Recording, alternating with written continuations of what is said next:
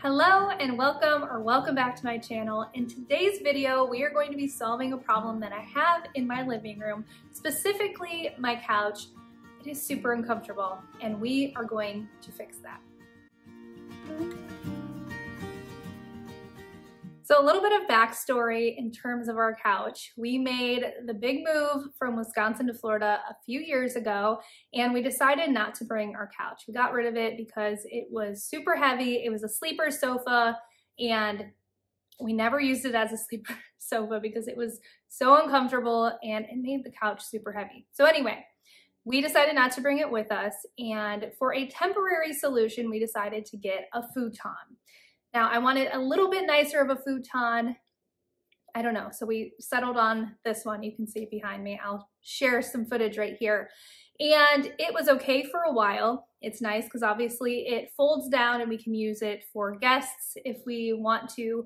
But over the last couple of years, it has gotten really uncomfortable, and we don't really want to get a new couch because we don't plan on staying here forever. And so whenever we move, we will find an actual couch. But for now, we don't really see the point of replacing this. So in order to make it more comfortable, I needed a solution, and that is what today's video is all about. We are going to be making a sofa pad cover, cushion, whatever you want to call it, to make this more comfortable.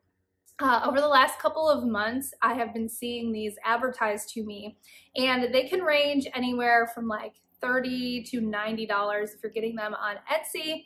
And me being the kind of person that always thinks I can make something that I see, I decided to give it a try. It actually is a lot easier than you might think, and I'm going to show you all of the steps on how to make it. I can tell you I'm sitting on it now. I'm coming to you from the future or present. I'm going to go back in time, but it's actually super, super comfortable. We made it a little bit thicker and fluffier than some of the ones you'll see that you can buy, and that was just a personal preference. It's not as cute, I guess. I think it's still really cute, but it doesn't lay as flat. So you can make adjustments, and we'll go over all of that here in just a second. But let's go into the tutorial. Let me show you how easy it is to make a sofa pad. So the first step in this project is to measure your couch or the area that you want this topper to go on. So for me, mine was 70 inches long by 20 inches wide. This will vary depending on the couch, obviously. So when I'm giving you these instructions, they're just guidelines, and I will tell you all of my measurements just so you can get an idea, but you'll want to do this obviously based on the size of your couch. So I am just taking some seersucker fabric that I got off of Mercari, and I'm going to cut it to 70 inches long, and then my fabric was 44, 45 inches wide, and so I didn't really need to cut width-wise, so I just folded it in half, and then we're going to cut it. I will say that I went with a lighter weight cotton fabric. You can use any kind of fabric that you'd like.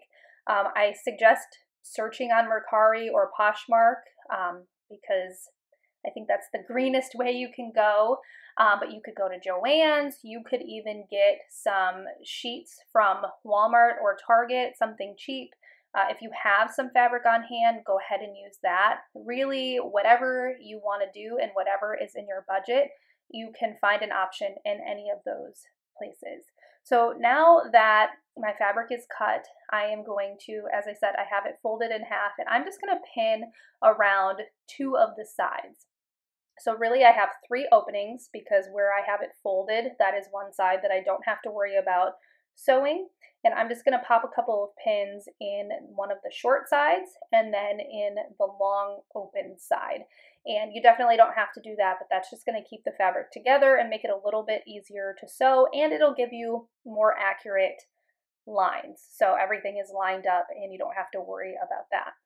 Now, if you prefer to have written instructions, I will have the blog post linked down below that goes along with this video so you can get the written instructions. I'll also have a link to Mercari if you're interested in checking that out. It's basically like an online thrift store, but a thrift store is also another place you can look for fabric, just as a side note. But I'll have those links below if you want to go ahead and check them out. So now we are going to take our fabric over to the sewing machine, and I am just sewing a seam allowance of a 1/2 inch on both the short side and the long side. And then I'm actually going to go back through and do another seam just for a little bit of extra durability. You definitely don't have to do that, but it gives me a little bit of peace of mind, just, so it doesn't rip apart. It'd probably be okay, but I'm going to do that. So 1/2 inch seam all the way down the long side and the one short side, and then a 3/8 inch seam on both of those sides as well. And make sure that you forward and backward stitch at the beginning and end, because that's really going to lock in your stitches. Next, I'm going to trim a little bit of that extra fabric from where we just sewed, and that's just going to help the seams lay a little bit nicer once we turn it right side out. You can use your regular scissors. You don't have to use, these are called pinking shears. I just have them. I bought them for a project, and I think they're fun. So I just use them whenever I get the chance, but just use regular scissors if that's all you have. No big deal. And then we're just going to turn it right side out. Now, I forgot to mention that depending on what your fabric looks like, you might actually have a right side and a wrong side. For my fabric, it's the same on both sides, so it doesn't matter. But prior to sewing, if you have fabric that has 2 different sides, you want to make sure that you have the right sides facing each other. And then once you turn it right side out, then you'll have the correct fabric facing outward. So this next part is a bit of a guessing game. So I want, obviously, there to be a lot of cushion, and so I had 2 thoughts. One was to use some polyfill to make it like a pillow, and then I bought this egg carton mattress topper off of Amazon. I'll have everything linked down below. But I thought that I could cut this up and then lay it in the bottom and then put the stuffing on top to hopefully give it a lot of extra cushion. I want it to be completely nice and puffy and filled and not just some flat thing. We'll see how that goes. I don't know. But yeah, so this was like 12 bucks. I'm definitely not gonna use the whole thing, and that is okay, because I have plans for the rest of that fabric. So I got 4 yards in total. I plan on making a couple of more cushions throughout, so everything will be cohesive, because I don't like to waste, and why not have them, be cohesive, like I said. So for my desk chair, I thought I could make a cushion.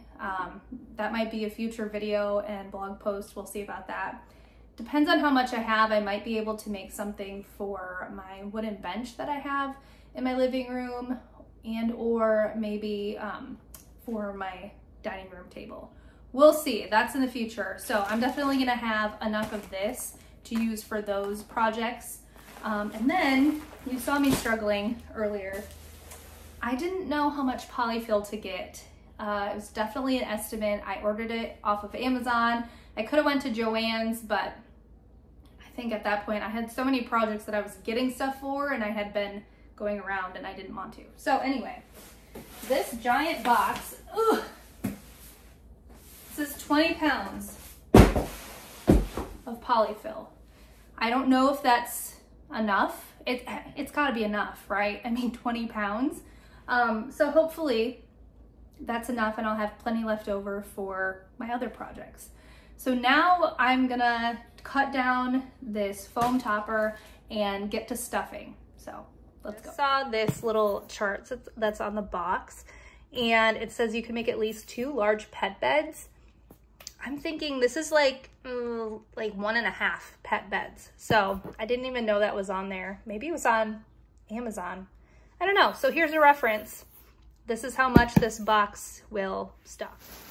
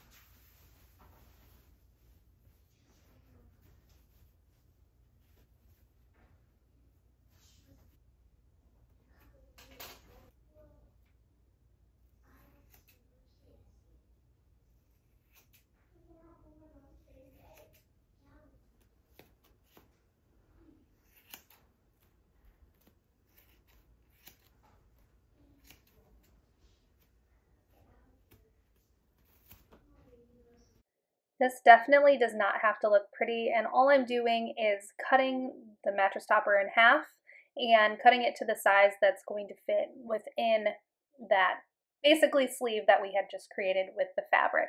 Now, eventually you are going to have to trim a little bit more, but I would say wait until you've done the stuffing to do that. But now we're just going to stuff the foam mattress topper into that fabric sleeve that we made. Now, I'm watching this and I could have probably made this a lot easier on myself, but just do it however makes sense for you, and get that foam in there. And I will say that buying 20 pounds of polyfill was a huge mistake. I had no idea. I've never really made a project where I stuffed anything, okay? I mean, little tiny projects, but nothing crazy. 20 pounds is way too much. I barely used probably like a pound or two. So unless you're planning on making pillows as a business or the teddy bear business, don't buy 20 pounds of polyfill, okay? Just learn from my mistake. But, you know, I'm going to find a use for as much of that as I can, but I may not have to ever buy polyfill ever again in my entire life. And you know what? It's okay. It's okay. We learn from our mistakes, right? But now I'm just going to stuff. And you might see in this video that I said I wanted to make it really, really extra puffy. And that still was my goal. However, I realized as I was stuffing this that there is a fine line. You don't want to do it too tight and compact, because in the very last step, we're going to make tufts basically, and it would have just been too full. So unless you want to skip that part, which you'll see here in a little bit, I wouldn't go too heavy on it. Now, if you don't use the foam mattress topper portion, you probably will use a lot more of the polyfill. So just keep that in mind. Like if you don't want to do the mattress topper, you will use more polyfill. But you can see here, I'm really trying to stuff it in and get it in the corners, and I ended up changing my mind, and I didn't put in as much, and I kind of distributed that throughout, and it really did turn out really good. So this is where you can, you know, determine how fluffy you want it to be, what the look is. A lot of the ones that I saw that were being advertised to me and the ones I saw on Etsy were very, very flat. I don't know if they just used some kind of foam in there and that was it. It didn't look like it was stuffed with stuffing.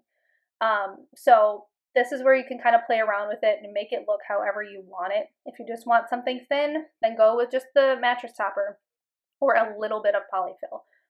So totally up to you on that. But you can see here, I am just distributing all of that stuffing as good as I can. And just remember that over time, as people sit on it, it's going to disperse naturally and look a little bit more put together. So don't worry about it too much, but try to get it as even as you can.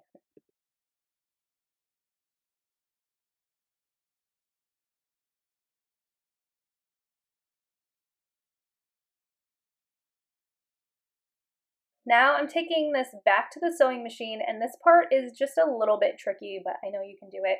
I am just folding the fabric over into the center 1/2 inch. Now, if you have a little bit of extra fabric, you definitely can go more. You could even do an actual hem where you fold it over twice. I just went with folding it down 1/2 inch, and then that was good enough for me. So I'm going to go all the way around that opening, folding it down 1/2 inch, pinning it on the outside, and then what we're going to do is fold it together, or rather just line up the opening and take out some pins and replace them so that you're pinning both sides of the fabric together, just like you're closing it up, and that's what we're going to do.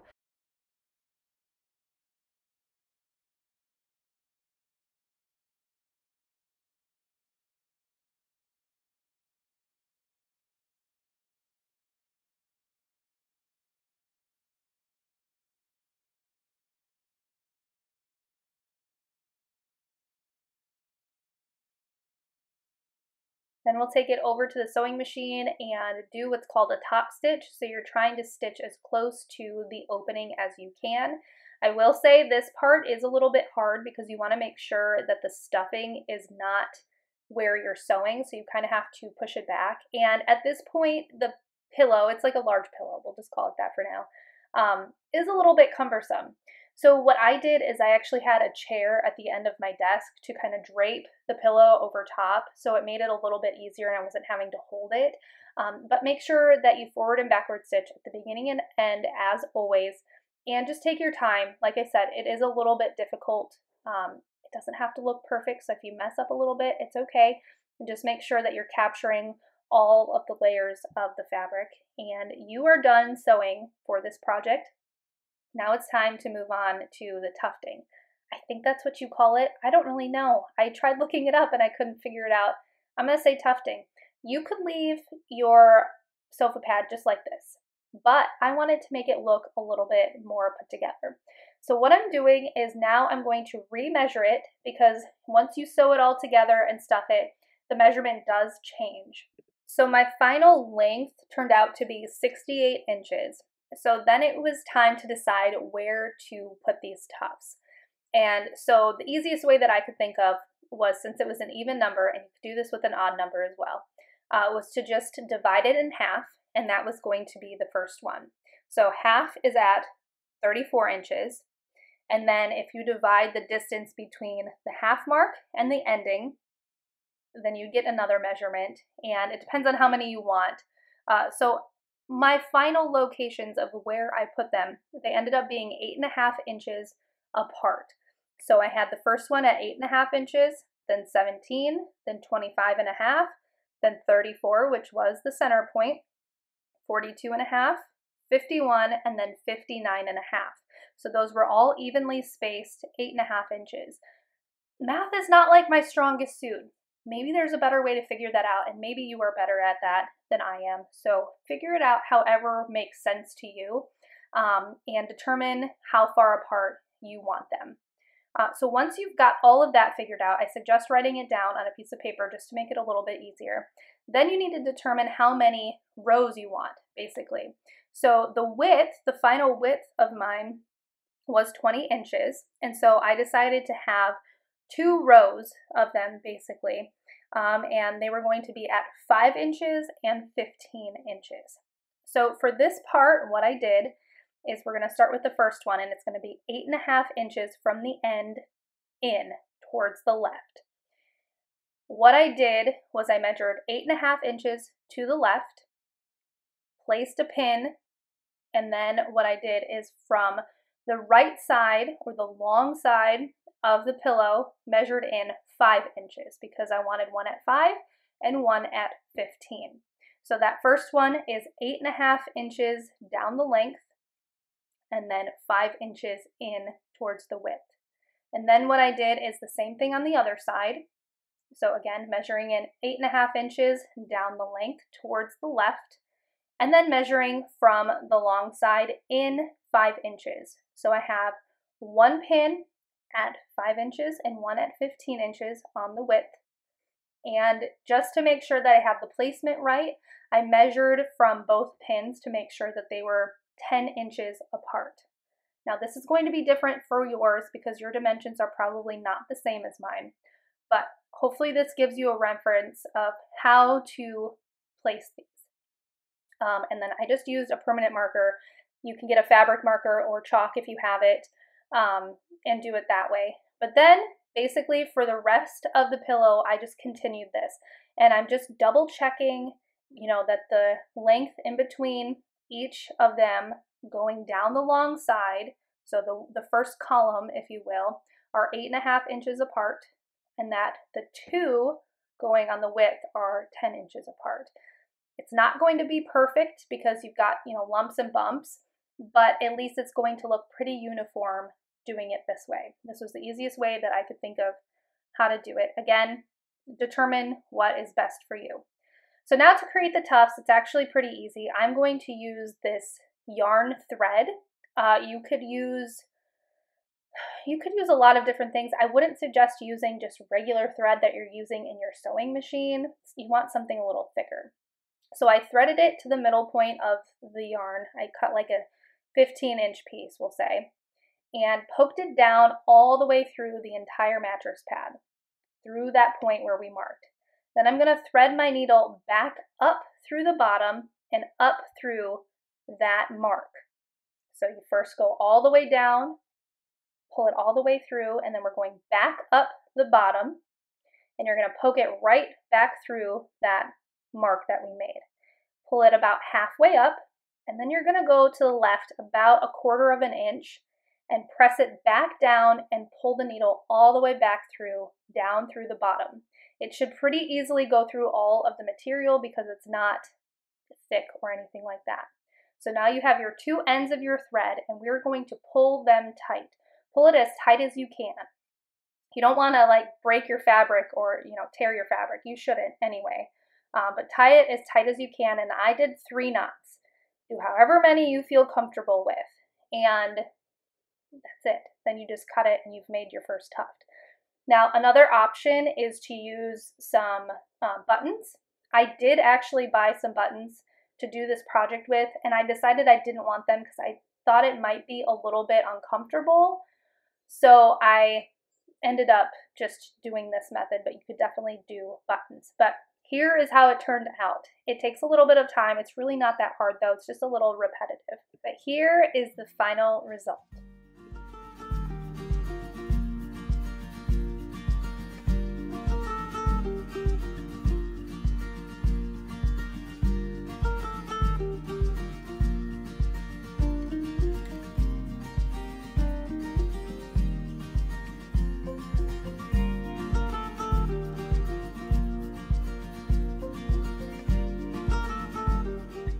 I hope you found this tutorial helpful and maybe even inspiring.